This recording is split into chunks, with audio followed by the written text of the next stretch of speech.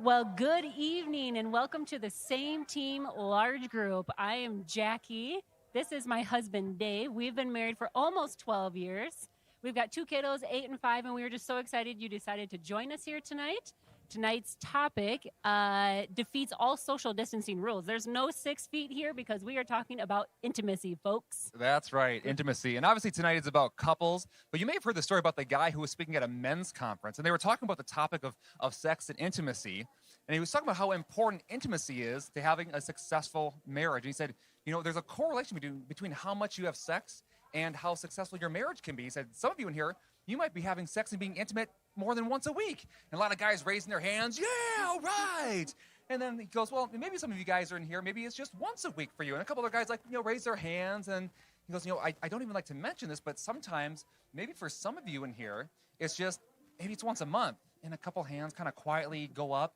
And then he goes, I'm really hesitant to even say this, but sometimes you might be really struggling. And maybe for some of you, maybe it's only once a year that you're intimate with your spouse. And all of a sudden, this old gentleman from the back of the room stands up and starts going, woo! Yeah, baby, let's do this thing. All right. And the speaker's like, sir, I don't know if you heard me, but I said, you're only intimate with your spouse once a year. He's like, I know, but tonight's the night. No, there's reason to be excited because you know what? Tonight is the night. Tonight is the night we're going to talk about intimacy as couples. And I want to applaud everyone who's watching online right now, whether it's through a podcast, whether it's through a book, whether it's through mentors or workshops or seminars like this. It's important that we constantly become better husbands and better wives so we can serve each other, but also serve our families as well. Yes, and this topic cannot come up at a better time. We have finally made it to February. Valentine's Day is right around the corner. So pop quiz for you. Let's do this. 100 women were surveyed. What were the top 5 things they said they wanted for Valentine's Day this year? All right, the top 5 things that women want for Valentine's Day. I'm going to guess flowers made the list. Okay. I'm going to guess that a romantic dinner also made the list. I'm going to say a massage made the list. I'm going to say maybe like a sweet card or letter made the list. And, of course, I also think a vacuum cleaner made the list. Top 5 right there. Close. Pretty close. You did pretty good. We definitely want flowers with chocolate. We want the love notes, the cards with chocolate. We would like the massage with chocolate. A romantic dinner cannot be romantic without chocolate. And any other gifts such as a vacuum with chocolate. Okay, so as long as we've got chocolate. We want chocolate. Okay, as long as we've got chocolate, we're good to go. Send the chocolate over. All right. Well, hey, we are so excited for you guys to join us tonight. It is going to be a great evening as we finish off the Same Team Large Group. We're now going to kick it over to Travis and Jason as we finish up our final night. So enjoy the evening. Thanks for joining in. All right. Hey. Check 1, 2. Hey. Hey. Welcome to the Same Team Marriage Large Group, maybe. Hey. Check 1, 2. Hey. Good evening. Oh, man. Hi, everyone. Things are going, oh, there we go. Hey, good evening. Welcome to the Same Team Marriage Large Group. So glad you're here. You excited to be here tonight? Yeah, awesome. Well, welcome online. This is the final night of the Same Team Marriage Large Group. The last couple of weeks have been awesome, and tonight we're kind of finishing with a crescendo. We're talking about intimacy, and it's a really important topic, obviously, for marriage, and I'm thankful that we have a professional who's going to kind of explain it to us. I wonder if he's going to draw us a picture or something like that, but Jason Van Ruler is here, so he's going to share about intimacy for a little while here, and then we will go into a kind of a breakout time with you and your significant other. It'll be an abbreviated breakout time, about 10 minutes. So especially online, make sure you hang out for that 10 minutes because after that 10 minutes, we're going to come back together and we have a bunch more content. We got a lot of questions throughout the week and last week that we are going to try to answer kind of head on so that we make sure that we provide as much value as possible to exactly what we need in the area of marriage. So that's what we're going to do tonight, and I could not be more excited. So we're going to get started here. If you join me in welcoming Jason on the stage here. Jason, what is up, bro? Hey, man. Well, here we are. I am thrilled to be back. This has been a great series. Like, I've had so much fun doing this. And so hopefully you've been helped by this. Tonight we're going to talk about intimacy, and it's going to get a little spicy in here, so I hope you guys are all ready for it. I asked initially for a projector because I wanted to make this kind of like a 7th grade gym class, but they were against it. So I'm using what I got, but that's what we're going to talk about tonight is intimacy. And I think for a lot of us, that word means different things. And so we're first going to talk kind of about what that word means. But what I'd like to do first is just turn to Scripture, because I think that's always a good way to kind of inform what we're about to discuss. I like 1 Thessalonians says, therefore, encourage one another and build each other up, just as in fact you are doing. And I chose that because I think when we talk about intimacy, that's really what it's about, is building each other up. I see a lot of couples and they talk about intimacy problems, and I think a lot of times what we miss is that it's a process and it's something that we help each other out with. And so to first kind of understand intimacy, I think we have to understand first that it's more than you think, okay? So I don't know about you guys, but when I heard the word intimacy for a long time, I kind of thought just about one part of it, and that was the romantic or the sexual piece. And that part is really great and it's important, but there's actually 6 different parts to intimacy. And so we're going to talk a little bit about those. The first one, though, we'll talk about, because I think it's only fair, is physical intimacy. And physical intimacy is really important in a marriage and relationship because it's connection. I think the difficulty, though, is that if we're not careful, we end up kind of putting all our stock in one bucket. And so when I see couples sometimes that are struggling to connect in the physical intimacy department, a lot of times it's because we're lacking on the others. Or it's because we relied so heavily on this piece that then something changed and now we don't know what to do. So although I will tell you physical intimacy is really, really vital in a relationship, and that might mean sexual intimacy or touch or even just that romantic interaction, it's also something that we have to have other parts with. And so some of us are wired in a way where we could just survive on physical intimacy and not the others, but others of us are wired in a way that we need the other types. And if the other types are in line, then the physical piece goes along with that. I remember I went to a conference in Phoenix, and I was in an Uber on the way to a conference, and the Uber driver said to me, "What do you do for work?" Now, this is always like a super loaded question as a counselor, because it means you might have to give a lot of advice, or you might hear someone start crying, or it can be very uncomfortable. So for some reason, though, this day, instead of just saying nothing like I normally would, I really leaned into it. I'm like, I'm a counselor, and the guy's like, "Hey, what type of counseling?" I'm like, oh, this is going to be bad. But I don't want to kill my Uber review. So I'm like, okay, relationships. And he's like, well, what is this conference about? What are you going to learn about or talk about? And I said, intimacy. And I kid you not, like I hadn't even said the whole word yet. And the guy looked in the rearview mirror and had already winked at me. And I was like, this is big regret. This was a real mistake. This is going to be bad. And he proceeded to tell me that him and his wife were doing great in the intimacy department. Wink, wink. And so I'm just thinking, like, can I jump out of the car at 30 miles an hour and survive? Or like, what do I have to do to get through this? But I think what that showcases is like how a lot of us look at this, which is just, it's all about sex. And that is, again, important, but we have to kind of expand our view of that in our relationships, because sometimes it's not possible for really legitimate reasons, or sometimes there's a season where it's difficult. And so if we only lean on this, what happens then is we don't connect, and that's really, really a problem. So, okay, we have physical intimacy. We also have another part of intimacy, and that is the emotional intimacy. And I would say for a lot of people, this is just as important. Because if we don't have emotional intimacy, we're going to have a really difficult time with the physical piece.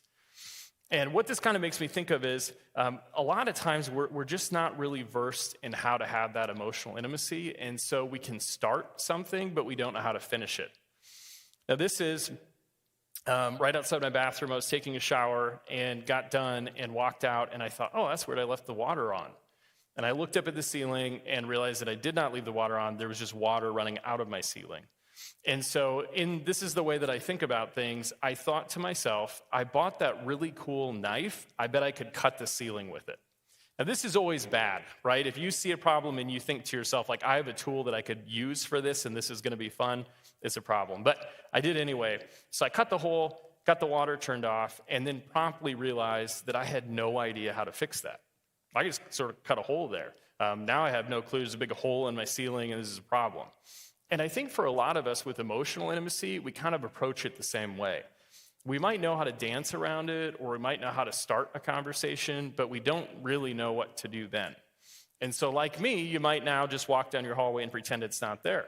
I don't think Jody does that. She knows it's there, but I try to pretend it's not there because I don't know what to do with it. And so this emotional intimacy part is really, really important, especially if we want the physical piece. We have to know what to do with that. We can't just kind of avoid it. And I think if we're not careful or we haven't had someone show us, it can be easy and tempting even to just kind of walk by it and avoid it. So we don't want to do that. We want to learn how to lean into that. The next piece that's really important when we're thinking about intimacy is talking a little bit about spiritual intimacy. And spiritual intimacy is really important in the sense that Paul Tillich said it's really the most important type of intimacy. We don't get anywhere without it. And so I'm thankful that everyone's here tonight because I think you guys are already on the path to that, to having that spiritual intimacy. But if you don't have that kind of connection, what happens is that we then are a long ways apart. Because if we don't share the same core values or we don't share the same thoughts on life and death and how we look at faith, it becomes very, very difficult. And so what we need to do is we need to try to grow that spiritual intimacy. So we're kind of working through the pieces. And what I'm going to tell you as we go through the pieces is that what we're really looking for is balance. It's not about having all of one and none of the other.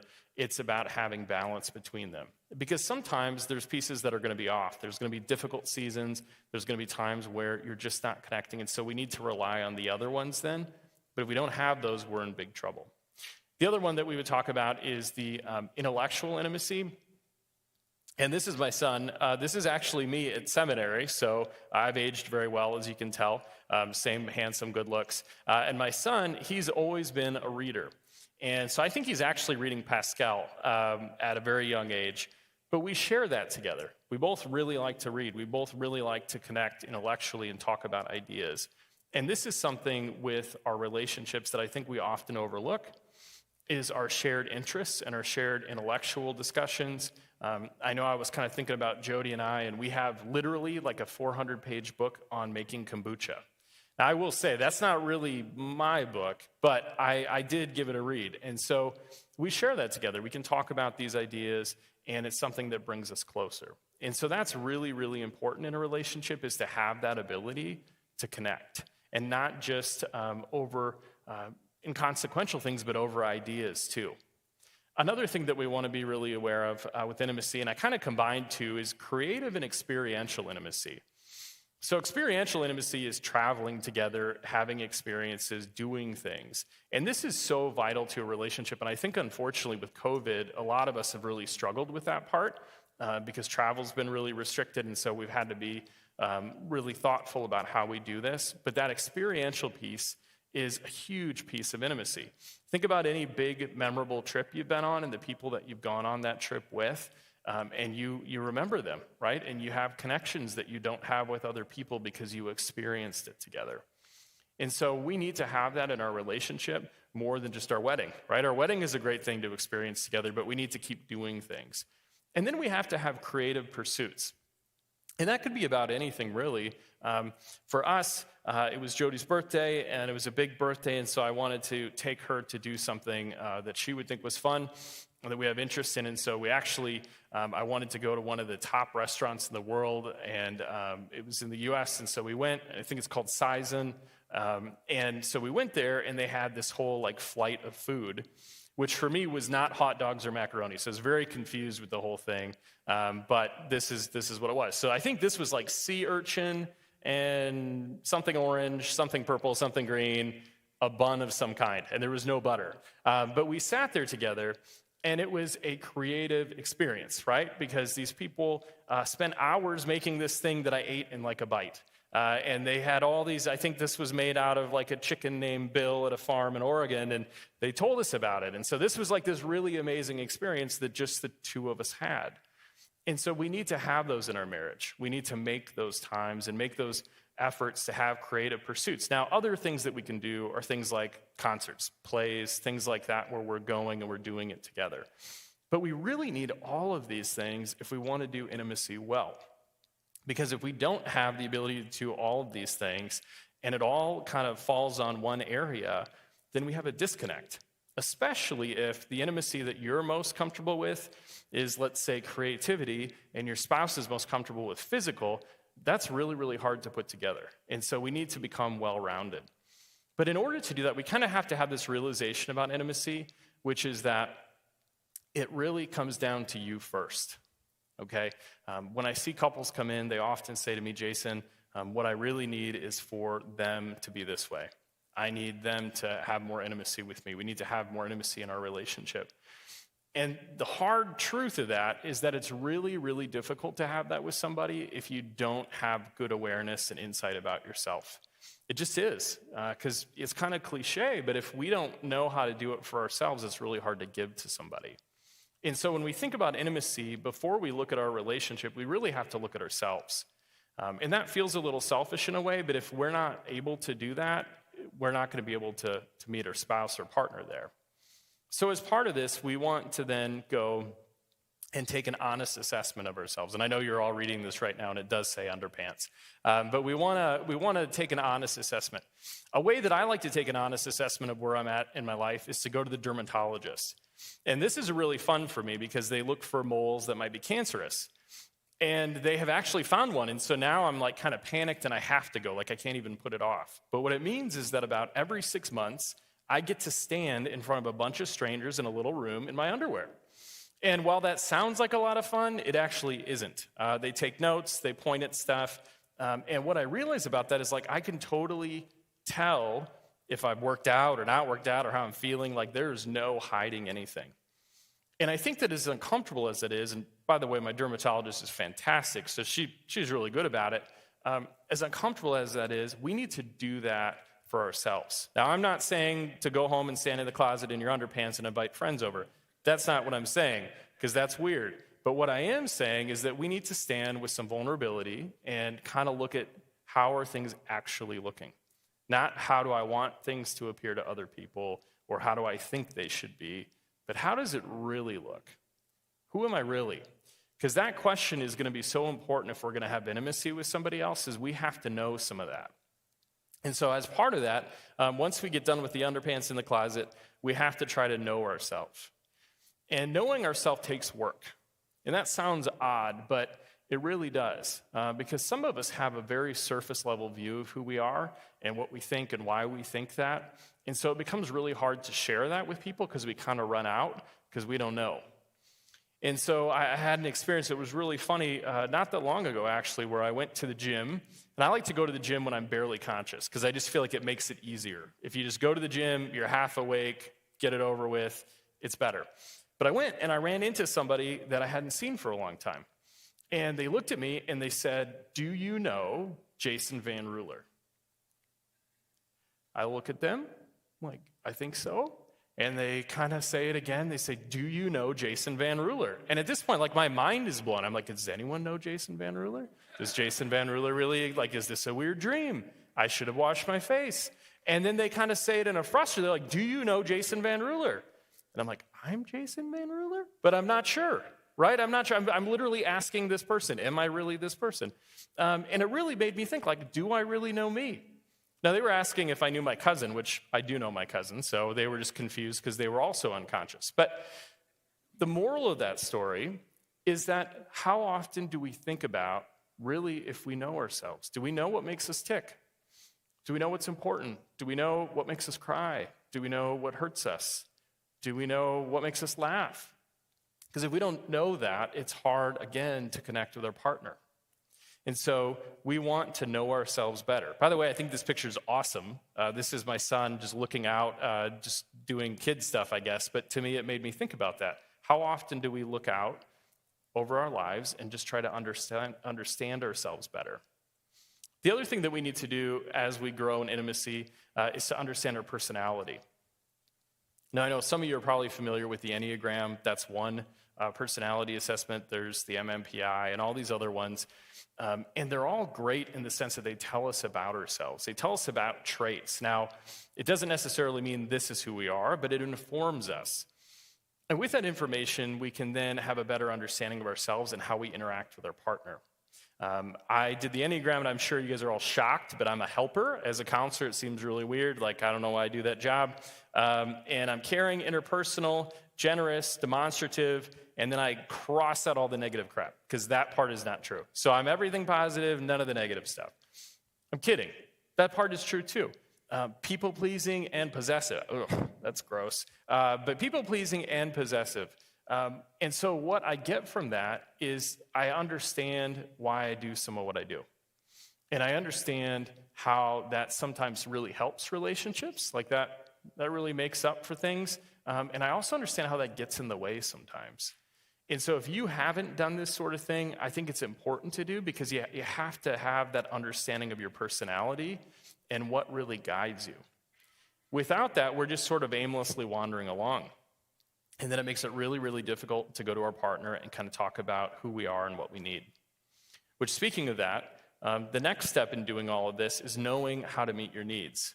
And of course, Swedish fish are how I meet my needs. I like to eat red wax, and I don't think there's anything wrong with that. I'm kidding, sort of. So I started going to Nashville a couple of years ago to do intensive workshops, and it's been super rewarding for me. I really, really enjoyed it. But what I've noticed is that it's kind of like, literally it's intense. I mean, it's intensive, if you will. And so I get there and I just kind of work solid for days and days, and then I come home. And what I noticed is that when I would come home at night, I would often be exhausted, just emotionally drained. And that's just part of the job, and that's okay. But if I wasn't careful, what I'd do is I'd come home to my family, and they'd be excited to see me, and I would not. I'd actually just be like in a funk. And it would be really, really bad, because they'd have a hard time, especially for my kids, kind of understanding how I could be gone and then not really be that glad to be home. But the truth was, it wasn't that I wasn't glad to be home. I was just really, really tired.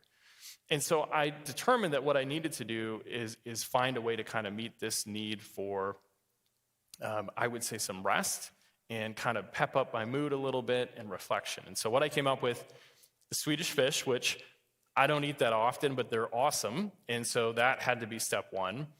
And then The Office, because that's almost always funny and puts me in a good mood. And then a journal to write down what I took away from my experience. And so I learned on the flight home that it was really imperative that I did all of that, because it's what I needed. Okay, now Jody says the Swedish fish are not a need, but I strongly disagree. But that is what I needed in the moment, was I needed something that made me think of happy things, like the Swedish fish. I needed The Office, which will make me laugh, and I needed to be able to reflect. And so this ability is not something that I had really for very long, actually. It's something I've had to work up to. For a long time, I had no idea how to meet my needs. And when we have no idea how to meet our needs, we get into really dangerous water. Because sometimes we do what we did as a kid, or we do what feels good, and we don't do what's best for everybody. And so something I've had to learn is how to meet my needs in a way that is good for me, but also doesn't hurt other people and doesn't take away from my relationship. And so this is something that's really important to invest in, especially if we want intimacy with our partner, is knowing how to meet our needs. The next piece that we want to work on is to ask for what you need. Now, this is super hard, right? Because it is so much easier to tell other people what they need. In fact, I've made a career out of it. I love it. It's very wonderful. You just do it all day long. But it's really, really hard to ask for what you need for some of us. And I noticed this because, I don't know if you've ever had this experience, but there's really two places that come to mind where this happens. But Subway and Trader Joe's are these types of places. And I love them both. But still, when you go into Subway, there's like this pressure. Like you go in and it's almost like there's a timer and you have to get through it really, really quickly. And so the way you get through it really, really quickly is you just do whatever's happening. Like I think I've agreed to like a tuna melt on half a sandwich with like jalapenos and mustard and 2 cups of mayo just because I thought it'd get me out of there faster. But we do that, right? And some of us go through our entire life rushed to get through because we don't want to bother anybody. We don't want to stop and say like, this is actually what I need because it could be an inconvenience. And for some of us, those are lessons we learned as a kid, right? That if we ask for what we need, like it would bother somebody, or they might not do it, or that it's unfair or selfish of us to do that. And so for a long time, I think Subway actually loved me because they would pawn a bunch of crap off on me. I could just tell, like they knew. They're like, I don't know what's wrong with this guy, but whatever we tell him he's getting, he always gets it. Until one day, I went in, And I said, I got to think about it for a second. But for me, that felt like the hardest thing to do in that moment was to say, I got to ask for what I actually need. And I know it's funny to talk about Subway, but it's actually not that funny when it's our real needs. Because a sandwich is one thing, and sandwiches are important, but our needs in our relationship, that's big stuff. And so if we don't know how to do that, it's really, really hard for other people to meet those needs. And it's really, really hard for other people to be let in. And so don't be like me, right? Don't stand at Subway and just take whatever you get out of life. Ask for what you need and take some time if you need to do that or if you need to figure it out. The next piece that we want to talk about is we need to practice frequently and consistently. Now, this is my fat bike. I love to tell people I have it because I think it sounds cool and it makes me sound like a really cool guy. I have a fat bike. The problem is I just don't ever really ride it. And so once or twice a year when I see it and I go, oh, that's really, really cool, I will go out and I will try to ride like 50 miles because I think that's what you're supposed to do with those is just ride like a lot of miles.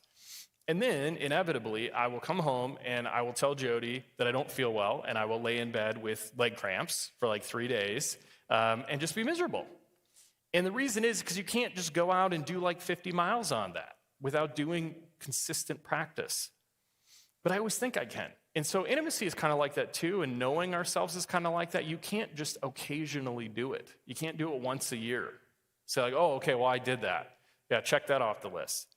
It just doesn't work that way. It's something that we need to practice consistently. And if we do that, there's great reward in that because we get to know ourselves and our partner better. But you have to do it frequently and consistently. Otherwise, you're going to be like me. It's going to make you sick. You're going to lay around and your wife's going to wonder what's wrong with you. So if you do all of these things, what then we want to kind of talk about is the fact that it's a process and it's not a destination. We don't just have intimacy. Like that's not just a one-time thing that we have and then we're just good for a while. This is something that's ongoing. And so we don't want to kind of get into that place of thinking like, well, we just did that. Yeah, we were physical on Tuesday, so we're good for a little while. I've heard that a lot, right? And that's sometimes how we think. But it isn't how it should be. How it should be is that we're doing this all throughout. And not just the physical piece, but we're doing those other pieces too.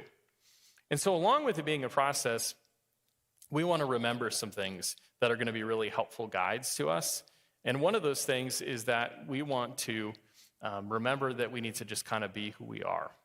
And if we are who we are, that's going to make it easy.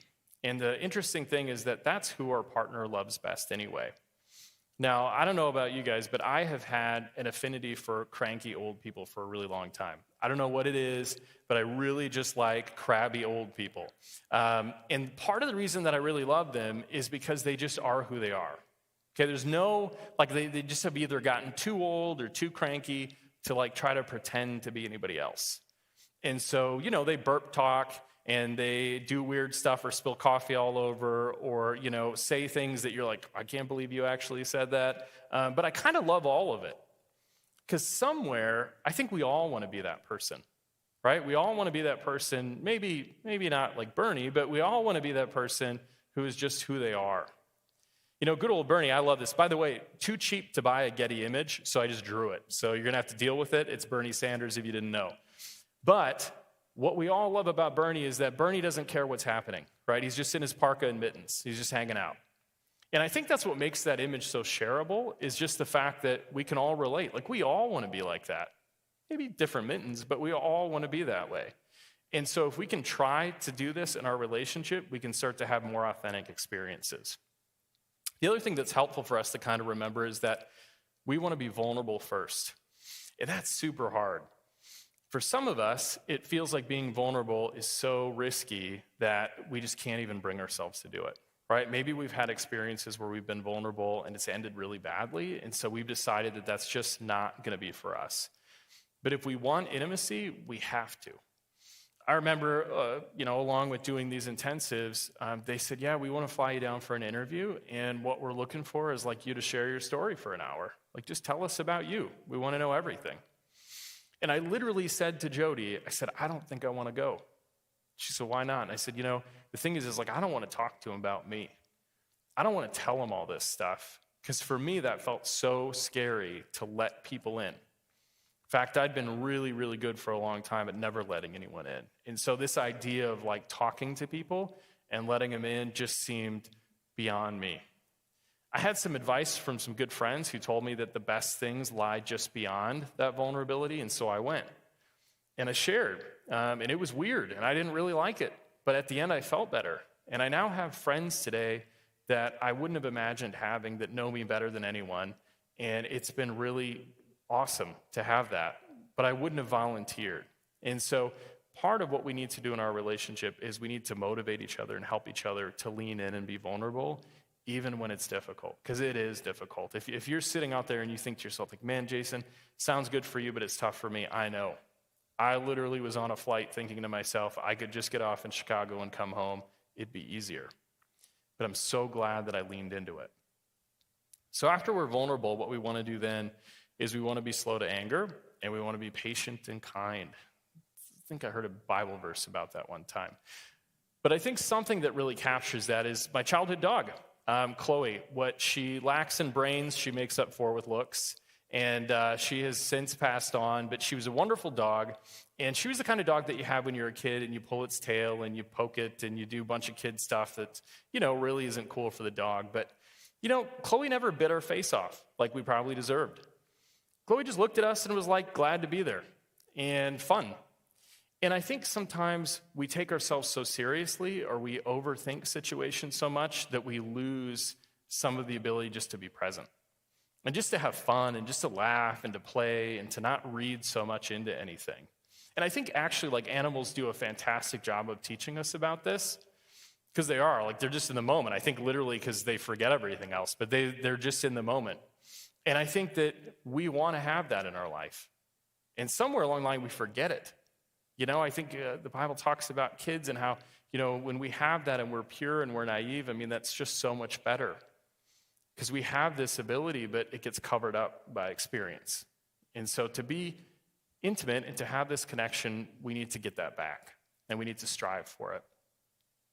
Along with that, we also want to have positive role models. So maybe you're sitting out there today, and you're saying to yourself, like, Jason, I don't know about any of this stuff. Like, I hear you, but it sounds like a bunch of counselor stuff to me. And I just want to tell you that you're not wrong, really. It is counselor stuff, but it's also doable. But if you don't know how to do it, you have to ask someone who does. And so that can be really challenging, but first we just have to reach out. And so when you're sitting there now and you're thinking about this, I want you just to think a little bit about who do you know that does this well? Do you know people who are able to be vulnerable and authentic and they lean into relationships? Because those are the people you want to ask to show you and to be your guide. And so I've been lucky enough, I've had a friend, Tony, and Tony's just like, in my book, he's just the best guy ever. And so he texted me this, I think it was last week. Hey, watching a replay of Man City game. He likes soccer, but he has terrible taste in teams. And listening to your Embrace Workshop, you're doing great. And he did that because he knew I'd be wondering how I did. Because he gets me, and he gets himself, and he knows how it works. And so when we really do this stuff well and we have good understanding, we can then gift that to other people. And so if we don't know how to do this, what we do is we find people like Tony who are willing to show up in our lives, and we learn from them. Tony's taught me so much, and I don't even know if he meant to, but he's taught me so much about connecting with people and connecting in my marriage that I would not have known if I hadn't been friends with him. And so if you need people like this in your life, ask somebody how to find them. Or think of somebody that you know and go up and talk to them and say, how do you do that? Because it's vitally important. And once we do that, then give that back to somebody else who's sitting there unsure of what to do next. Okay? Because we can give that to other people too. If we do all of this stuff, really what it comes down to is having a relationship that's more connected than ever. And when I think about what we've talked about these 3 times, we talked about first communication, which is a way to connect. We talked about conflict, which gets in the way of connection. And then tonight we're talking about intimacy, which is true connection. And I think what I'm really asking you in all of this is to live outside of safe. I think safe in our marriage is good. That's okay, it's respectable, but it isn't really what most of us want. And I think also it's not really what God calls us to. I think God calls us to bold and risky. I think so much of, like Jesus, when He's interacting with the disciples, and he's like, yep, just come follow me. Like, that was bold and risky. There was nothing safe about that. And it changed everything because they took a risk. And so I think what we have to be careful of and what we want to do in our relationship is maybe you're nailing down safe. Maybe safe is you don't ever have fights. Maybe safe is you don't ever be too vulnerable. You don't ever share too much. You just have a routine. But I bet there's a piece inside of you that wants more. And I encourage you to chase it. It's messy sometimes, and you'll get it wrong, sometimes more than you get it right. But I think living that bold and risky marriage or relationship is what we're called to do. And I think through that, we have the greatest connection, and we have those relationships that stand the test of time. And so if you could take away something from this experience, I would just ask, try for bold and risky. You can always go back to safe. Safe's always going to be there. But bold and risky takes work. And how I know that this is important is that what I find oftentimes is when we're about to lose somebody, if you've ever had that experience where someone is dying, we realize towards the end, or maybe you have, I know I have, we realize towards the end that we played it safe our entire experience with them. We never really asked hard questions. We never really tried to know them too well or to lean into things that might be difficult. We just were safe. And so what's interesting is that when someone gets near their death, we then start to lean into bold and risky. And we find that these people that surrounded us or that we grew up with were particularly amazing. They were brilliant. But we didn't know that because all we'd ever tried for was safe. And so something that I learned early on in working with clients and just some of my own experiences is that you can't wait for bold and risky. Don't wait till the end. You can do it today. And it doesn't have to be some grand gesture. It can be just a question. And it can be a question that you don't even know how to answer, or a question that you don't know where it's going to go. But you have someone next to you that cares about you, so lean into it. Be bold and risky. Don't wait. Thank you guys so much. I appreciate your time tonight.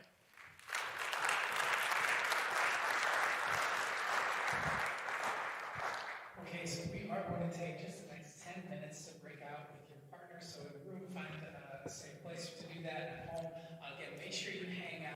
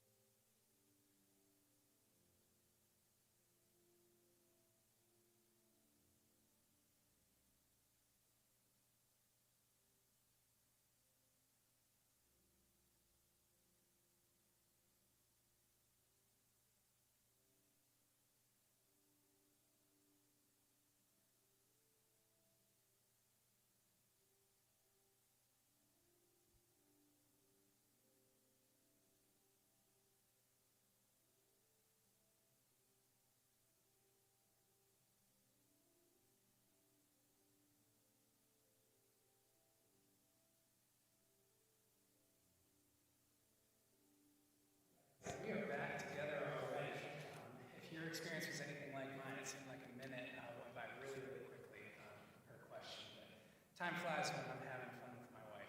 So That's sweet. So we're going to hop into these questions that you all had, or many of you had here in just a second, but I always want to kind of recap the night because your content is so good, and there was just a couple of things that I noticed that I just wanted to talk a little bit about. So kind of the first one that I had, and Jesse and I were actually talking about this, my wife, she was like, the first question on there, what do you think when you think of intimacy? And she's like, well, before tonight, sex. Like, I thought like that was the word. And she was really encouraged by like just all the different levels of intimacy and versions of intimacy and things like that. So all that to say, how important is sex in a marriage? It's not that important. I mean, I would just tell you, like, it's not a big deal. Yeah. I'm kidding. Everyone out there's ticked now. They're like, Yeah, what? that's What? right. It's a big deal. It's a really big deal. But it can't be the only deal. So I think it needs to be there. You need to have that kind of connection, but we want to diversify a little bit. Yeah, that was just a really life-giving way of sharing about it. So thank you so much for doing that and putting the thought in around that.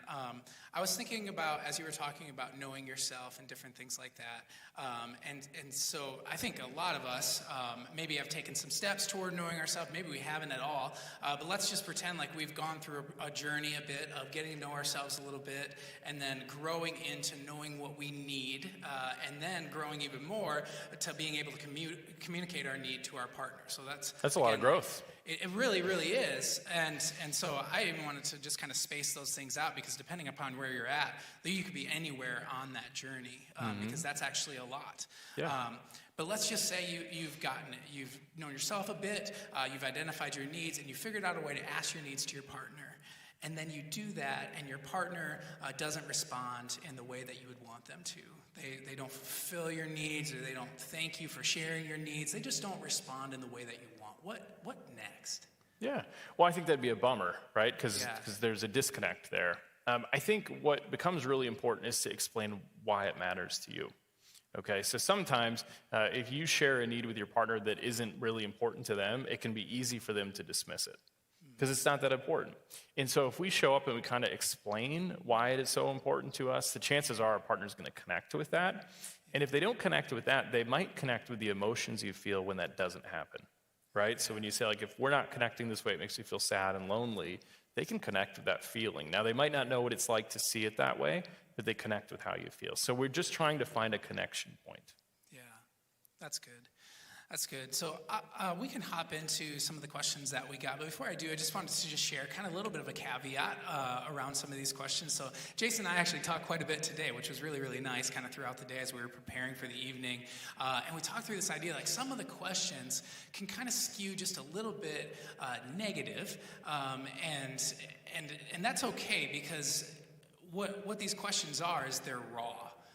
And they're real and they're true to form, and everything in me wanted to sanitize some of these questions and twist them a little bit to make them a little bit more palatable for all of us. But at the same time, like, if we can't get vulnerable and ask some of these questions, some of these real questions that are happening, then I don't know if we can grow as much as maybe we could. So that's one caveat, is that I kept these questions intentionally raw, but because they're kept as is, some of them might not be like completely specific to your situation. So I just want to challenge you to try to apply some of these concepts to your specific circumstance. And then final caveat that I have is Jason and I are very much a work in progress when it comes to this stuff. And so we're just both a couple of married guys who are trying to figure it out. Right. I loved your dog illustration about how, like, just don't be offended, just be happy to be there in some places. And I was thinking about last night, my wife and I just got done with a particularly heated volleyball game. And on the way home, I was like, hey, like, why do you listen to me? I was giving you really good coaching. And she was like, I don't need your help. And, and then we just like drove in silence on the rest of the way home. So like, I need to be a dog, I need to be a dog and not like a She might think you are already, though. Yeah, exactly. That's exactly right. But like, I'm just so easily offended at times and things like that. So I have just so much to grow. But as we kind of ask these and answer these questions, just know that we're all just trying to work on some of these things. So Yeah, and if I would just add to, I'm going to do my best to answer them in a way that's helpful, but I don't have a lot of context. I just have the question. So if you were courageous and you wrote the question and you hear me answer it and you go, wait, Jason, if you only knew this, you'd say something different, you might be right. Right? So I'm going on what I have, and I'm going to try to point you in a direction. But if you hear something and you think that doesn't fit, ask somebody else, because it's important just to ask those questions. That's good. So these two questions are two separate questions, but are similar, but I wanted to read them both because I think they're important. So the first question, if your spouse gets upset because he or she doesn't think you're doing your part cleaning the house, when you both work full-time jobs, and you both have to exercise, and you both have 2 kids, is that an expectation from them or a want from them? And then the other question that's tied to it, what is the best way to get your spouse to step up and help out more with the children and household chores? Sure.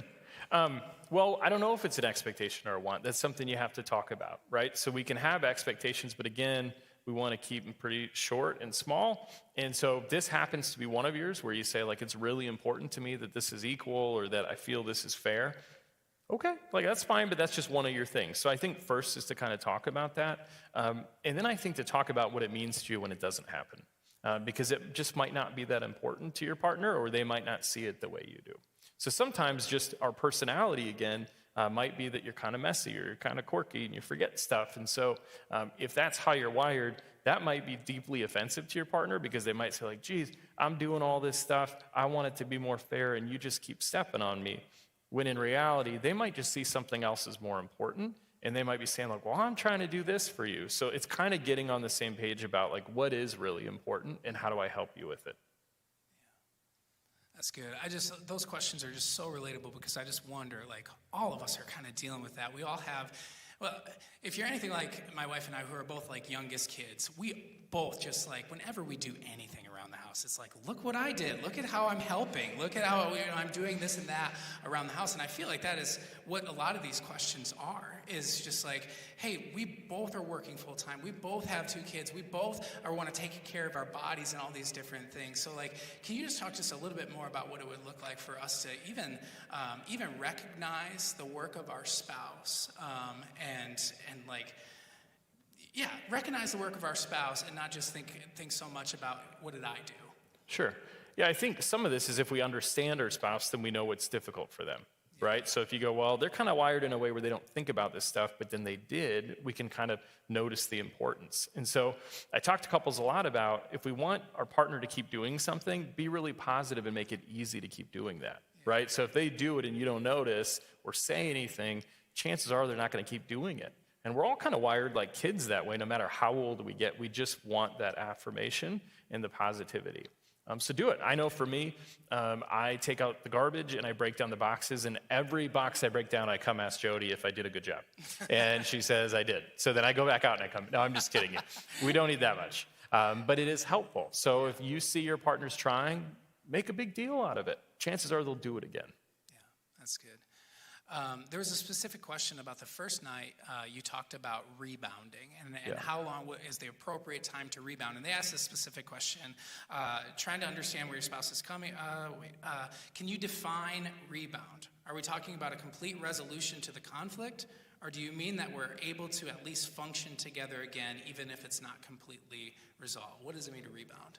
Yeah, definitely more the second thing, right? So we want to be able to interact and to be cordial to one another, and really just have a shared agreement on what's going to happen next. Now, that might even be what we're going to do next is we're going to talk about it on Tuesday, or we're going to see a counselor and they're going to help us with this. So it doesn't have to be resolution, but we do need to agree on what's happening next. That's the rebound. That's what rebounding looks like. The next question I want to just kind of talk through generally, because I think many of us can relate to this if we're married. Probably one of the most lowest hanging comedic fruits in the world is talking about the in-laws, right? Like, oh, mother-in-law this, mother-in-law that. Spurs from something actually real. Having good relationships with your in-laws can be hard. And Sure. one of these questions talked about what happens when it feels like your spouse is really siding with his or her parents when they should be siding with you, or you feel like they should be siding with you. What do you do with that? Yeah, so the old in-law one, I mean, that, like you said, that's one that comes up a lot. And I think the difficulty is that if we're pushed, we're all really loyal to our parents, Even if they don't deserve it, we're loyal to the people who raised us. And so that can be hard to kind of break out of if we haven't done a lot of work. Because when we do that work, then we can become more objective. And it doesn't mean we have to dislike our parents, but it means we can see people for who they are and then make educated decisions. So some of this is if we haven't done that work, we just can gravitate back towards choosing our folks, which isn't a bad thing, right? But it can be really hurtful to our spouse. So some of what we would need to do is just kind of understand, A, how does it affect your partner when you do that? And then B, what is that about? But also to have some grace and know, like, of course you love your parents. Like, that just makes a lot of good sense. But when we get married, the goal is to break off, right? And so we need to learn how to do that. Sometimes what I've seen, this is just a case study, not a real story from my experience for sure, but where somebody would rather make your spouse angry than, say, a parent angry. Sure. You know? So like that's a great hypothetical. It's just a hypothetical. And so like I can kind of level the waters with my wife maybe a little bit easier than a parent or something like that. So that's the route that I take, but that can be really offensive to my spouse. So what advice would you have for this person? Sure. This hypothetical person. Yeah, okay. I get it. Makes a lot of sense. I mean, we kind of go the path of least resistance. And so if you feel like I can do this and then I'll work it out with her later, okay, like I totally understand that. And it's really hurtful. And over time, we build residue and resentment, and that gets in the way. And so I think the thing is that we just have to do some of our own work and learn how to have a different role.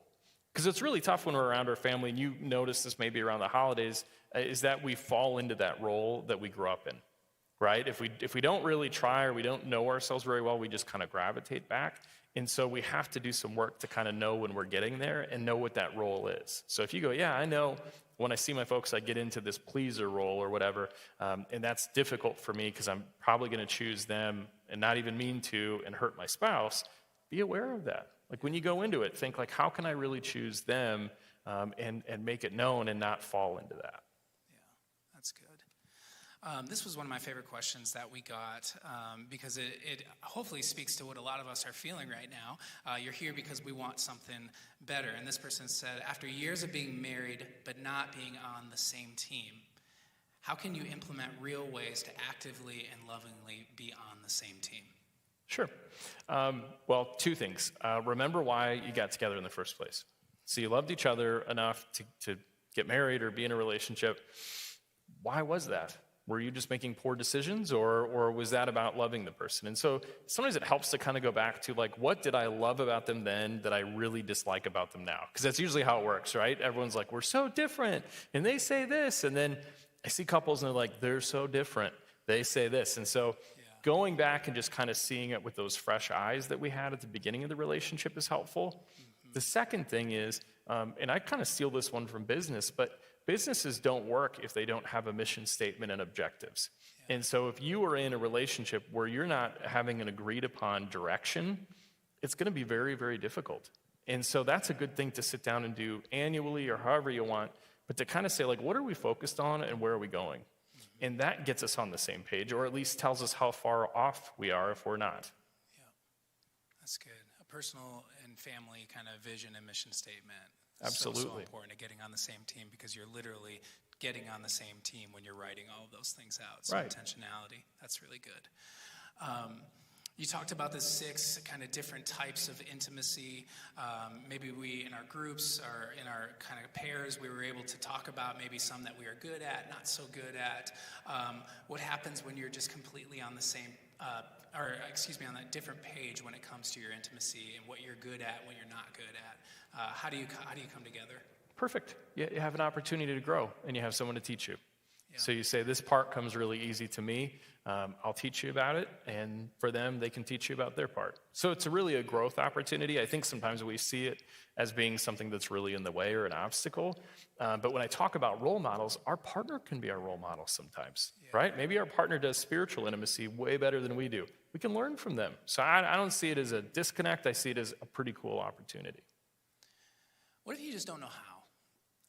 What if your spouse is really good at emotional intimacy and they want to go deep and they want to have these conversations, and you just can't. You might want to, but you just can't go there. You don't know what words to say, whatever it is. What would be some steps? Sure. Well, there's books. There's books, but I don't always know about books. There's a great book, actually one of my favorite books is called You Can't Teach a Kid to Ride a Bike at a Conference, because you can't just read about it, right? Like you have to do it. So emotional intimacy is a lot like that. You don't get good at it unless you do it. So find people to practice with. Maybe it's a good friend where you feel like you can be vulnerable and say stupid stuff. They never hold it against you. Or maybe you just ask your spouse. You say, like, this to me seems like a perfect opportunity to say something really profound, and I don't know what to say. Like, what would a person say here if it was good? And they'll know, right? They'll say, like, well, you might say this, and they can teach you about this. Yeah, that seems really messy. Because, like, so let's just say, like, your partner is really good at that thing, you know, and you're just not good at it yet.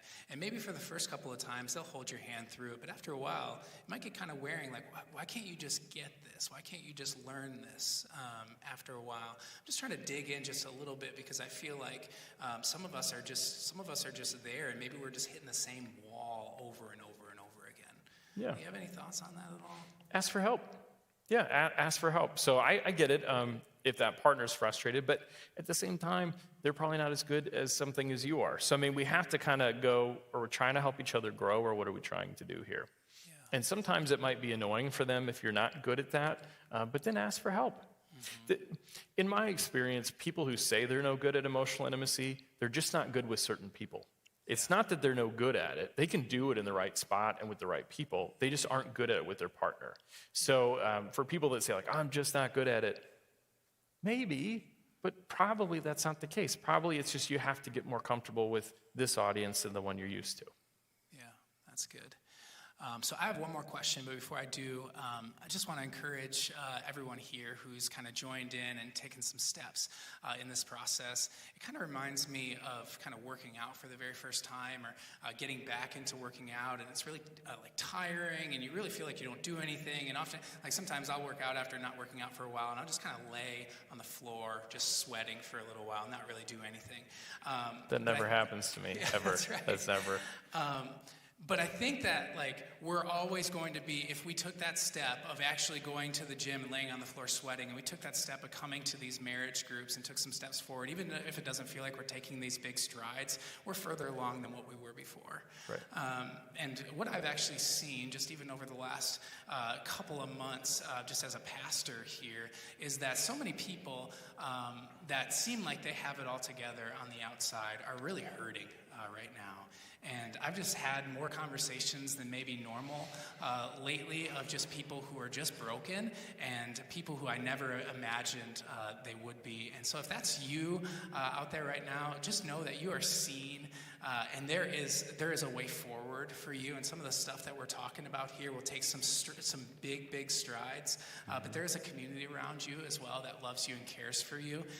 And we would be so honored if you'd be willing to raise your hand and let us help you along the journey. Not literally raise your hand, but just help you along the journey, because you are not alone in some of this stuff. So with that, the final question here. How do you keep your marriage? It says here young and healthy. This person actually, they said they've only been married for 7 years, so like they probably are. Oh, like you are so much farther ahead than me. Yeah, exactly. I wouldn't be asking that question at that point, but that's good for them. Young and healthy, 7 years in. Young and healthy as the years goes on, like dating days. I need to learn to divide my time with my children and my husband. It's been rocky at some point, but God continues to pull us together. So again, how do you just keep moving forward, dividing time, spouse and kids and all these things, and keep yourself healthy in your marriage? Yeah, well, it's challenging. I mean, if you have kids, I've got kids, and so I understand that whole balance thing, but we need to invest in our future. And so to me, bar none, and I swear I don't work for a travel agency, but bar none, taking trips together is really important, having experiences. And that doesn't even have to be like a big plane flight thing. Like that could be driving a half hour away and checking out a museum or doing something like that. But the more that we have those experiences and bring new things in, it rejuvenates our marriage. I think sometimes where I see couples get the most stuck and living in the past is when they're not doing anything. When I say, well, what's like the last time you guys had fun together? And they go, well, we don't do anything. well, then it is really hard to see that. And so I think if you can kind of have fresh stuff coming in, and that's difficult with kids, but it becomes even more important after the kids leave. Because if you don't know how to do that, you guys are going to be super bored for a really long time. So keep it interesting. Yeah, that's good. That's great advice. Well, I'm gonna just close out just by praying for us. So if you'd be willing to, we'll just finish out the night with a prayer. Jesus, we thank you so much again for just a time and a space to talk about something as important as marriage, a union that you invented, God. So we just thank you so much for it. And I just pray a blessing over anyone who's hearing my voice right now, who's in a marriage union or headed that way. Lord, I just pray a blessing on their marriage. I pray that you would be in the center of it. Your word talks about a cord of 3 strands. It's not easily broken, Lord, and you are the 3rd strand, Lord. So I just pray that you would strengthen marriages even right now, that you would seal the things that Jason has taught us, or even that a partner has taught us through this process, Lord, and that we'd be able to grow and move forward in a really, really healthy way. God, just show us what maybe even our next step is right now toward a healthy marriage, toward a marriage that lasts for years and years and years, Lord, and one that we not only just endure but thrive in. God, we love you. We thank you for Jesus. We pray in his name. Amen. Amen. Amen. Can we put it up one last time for Jason? Thank you. Jason, thank you so much. Thanks. Thank you all so much. Have a wonderful evening. Thanks for joining us. Take care.